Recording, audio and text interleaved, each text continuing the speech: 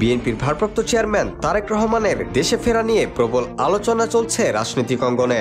গুঞ্জন রয়েছে নতুন বছরের ফেব্রুয়ারির প্রথমার্ধে তারেক রহমান দেশে ফিরতে পারেন। বিএনপির সূত্রগুলো বলছে প্রস্তুতির অংশ হিসেবে নিরাপত্তা পরিস্থিতি পর্যবেক্ষণ করা হচ্ছে। এরই মধ্যে যুক্তরাষ্ট্র থেকে একটি প্রতিনিধি দল নিরাপত্তার বিষয়টি খতিয়ে দেখতে সম্প্রতি বাংলাদেশ ঘুরে গেছেন।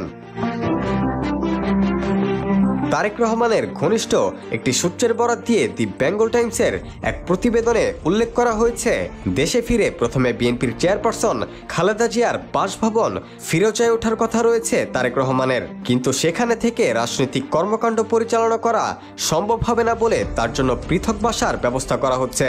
যুক্তরাজ্য থেকে আসা প্রতিনিধি দলটি দেশে অবস্থানকালে ফিরোজার আশেপাশে বেশ কয়েকটি বাসা দেখেছে।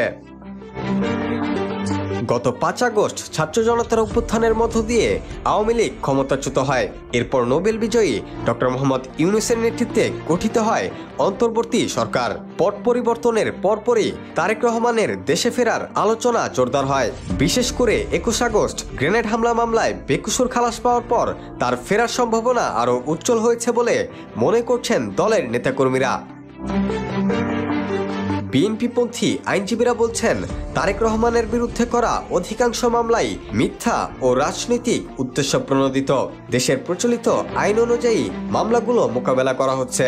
তার বিরুদ্ধে করা অধিকাংশ মানহানির মামলা ইতোমধ্যে খারিজ হয়েছে। এখনো 24টি মানহানির মামলা রয়েছে, এগুলো শুনানির অপেক্ষায় আছে। এছাড়া 4টি মামলায় তিনি এখনো দণ্ডপ্রাপ্ত, সেগুলোরও শীঘ্রই শুনানি হবে। Rakibul Hasan, D news, Bangladesh.